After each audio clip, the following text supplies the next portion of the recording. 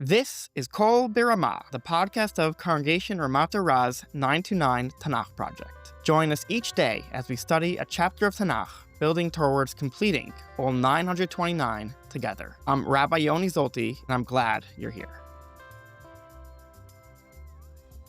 Bereishit chapter 13. When Avram first emerges in the biblical narrative, he receives a foundational divine command that will define his entire spiritual trajectory. Lech lecha me'artzecha u'mimolatecha u'mibeit avicha el ha'aretz asher areka. Go forth from your land, from your birthplace, and from your father's house, to the land that I will show you. This divine imperative establishes separation as the cornerstone of Abraham's mission. In order to become the progenitor of a new nation and the embodiment of monotheistic faith, Abraham must sever himself from the formative influences of his ancestral environment. He must initiate something entirely new, and therefore he must first separate from all previous influences and background. And yet, when we examine Avram's journey with careful attention, a profound paradox emerges. While Avram indeed achieves geographical separation, relocating from Ur Kasdim to Canaan, his relationship with his family proves far more complex and ambivalent than a divine command might suggest. The biblical text reveals that Avram's separation from family remains perpetually incomplete. Rather than departing Ur Kasdim as a solitary figure, as commanded, instead, Avram embarks on his journey accompanied by his father, Terach, and his entire extended family. Even after Terach decides to stop halfway and to remain in Haran, while Avram continues towards Canaan, nonetheless, familial bonds persist in multiple forms. Avram's entourage includes not only his wife Sarah, whose inclusion might seem natural, yet is by no means obvious, representing a potential deviation from the absolute individual calling that God commanded of him, but he also includes his nephew, Lot. The text, in fact, emphasizes Lot's integral role by repeatedly mentioning him. Vayelech Avram goes, Vayelech ito Lot, and Lot comes along with him. Vayikach Avram et Sarah ishto vet Lot ben achiv, Avram takes his wife Sarah and his nephew Lot, again and again repeating Lot. The repetition signals that Lot's significance is not merely a traveling companion, but rather he's a central figure, and his presence will profoundly impact Avram's spiritual development. The familial dimension of Avram's character becomes even more apparent when we examine the background provided in chapter 11. When we're first introduced to Avram, we learn that his father Terach had 3 sons, Nahor, Avraham, and Haran. When Haran died prematurely, he left behind 3 children, Milcah, Lot, and Yiscah. Nahor assumed responsibility for Milcah by marrying her, while Avraham effectively adopts Lot as his ward. According to Chazal, Yiscah is identified as Sarah, suggesting that Avram, in effect, took responsibility for 2 out of 3 of his deceased brother's children. This background illuminates Avram's profound sense of familial obligation and his role as protector of his extended family. Furthermore, Avram's connection to his ancestral family extends across generations. When he later seeks a wife for his son Yitzchak, and later on his grandson Yaakov searches a wife, Avram and his descendants consistently return to their extended family network rather than seeking entirely external alliances. This pattern raises fundamental questions about the nature and extent of the separation. Does he truly ever separate from his family? This tension between familial obligation and divine mission constitutes one of the defining characteristics of Abraham's narrative arc. Abraham emerges as simultaneously a man of God who is wholly devoted to his divine calling, and yet a patriarch who is deeply invested in his family, his continuity, and inheritance. The recurring question of who will inherit me reflects not merely his practical concern, but an existential anxiety about the intersection between divine promise and familial succession.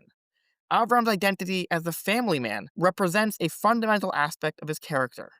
His willingness to adopt Lot and potentially marry Sarah, if she is indeed Yiscah, demonstrates his commitment to preserving family connections even in the face of divine calling.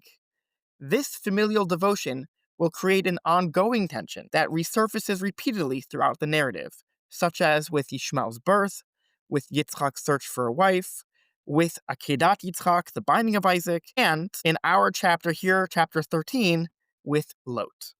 The conflict that we are presented in chapter 13 between Abraham and Lot exemplifies this fundamental tension. Both men have prospered materially following their sojourn to Egypt. But at the same time, their increased wealth generates some practical problems. Their respective shepherds are now quarreling over grazing rights, and the land can no longer sustain both households. Avram's response demonstrates a remarkable wisdom, but at the same time a clear desire to preserve familial bonds. In order to prevent further strife, he proposes that they separate, but at the same time he emphasizes their kinship. Anashim achim anachnu. We are men who are brothers. His approach seeks to maintain a relationship, even while creating physical distance. And yet, despite Avram's insistence on their brotherhood, brothers who may need to separate physically for the sake of peace, God's response proves dramatically illuminating. The divine reaction to this separation is explicit and immediate. Right after Lot departs, God speaks to Avraham, promising him comprehensive possession of the land. Acharei hipared Lot me'imo. It was right after Lot separated from Avraham that God said, lift up your eyes and see the land in front of you. The temporal specificity suggests that Lot's presence had somehow impeded the full realization of divine promise. Despite their familial connection and Avram's genuine affection for his nephew, Lot was somehow holding him back spiritually. And only through this separation could Avram finally receive the complete covenant and promise that God wants to make with him.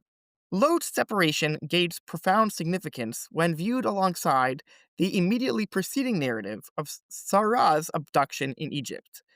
The two episodes reveal remarkable structural parallels that illuminate the criteria for determining which relationships align with divine purpose. In both stories, external forces compel Avram to separate from family members that he brought along with him from Ur Kasdim. In Egypt, Sarah is forcibly taken away by Paro's officers. Later, in Israel, a conflict develops between Avraham and Lot's shepherds, necessitating a separation. In both narratives, Avraham's response emphasizes close kinship. In Egypt, he instructs his wife to present herself as his sister, while in Israel, he tells his nephew that they are brothers. Even the precipitating circumstances mirror each other inversely. Sarah and Abraham descend to Egypt because of severe famine.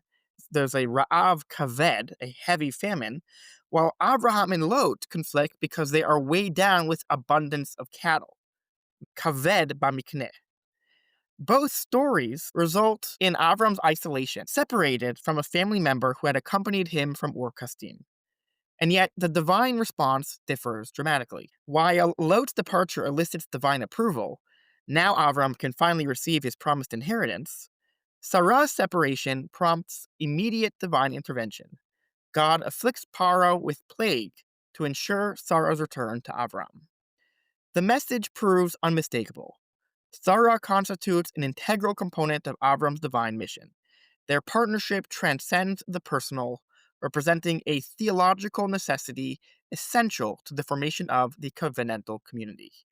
This principle receives explicit confirmation in chapter 17, when Abram learns that his heir will come specifically through Sarah and their shared progeny. The distinction between Sarah and Lot becomes even clearer when we examine the manner and motivation of Lot's departure. When Avram proposes dividing the land of Canaan, he offers Lot a choice of direction. Im hasimol ve'imina im hayamin as me'ila. If you go left, I'll go right. If you go right, I'll go left. Given that biblical orientation faces east, meaning that they're looking eastwards, Avram essentially offers Lot the choice between going left, meaning north, and he will go south, or going right, meaning south, and Avram will go north, all of which will be within the promised land, within the land of Canaan. However, instead of accepting the two options within Canaan's boundaries, Lot makes a revealing decision.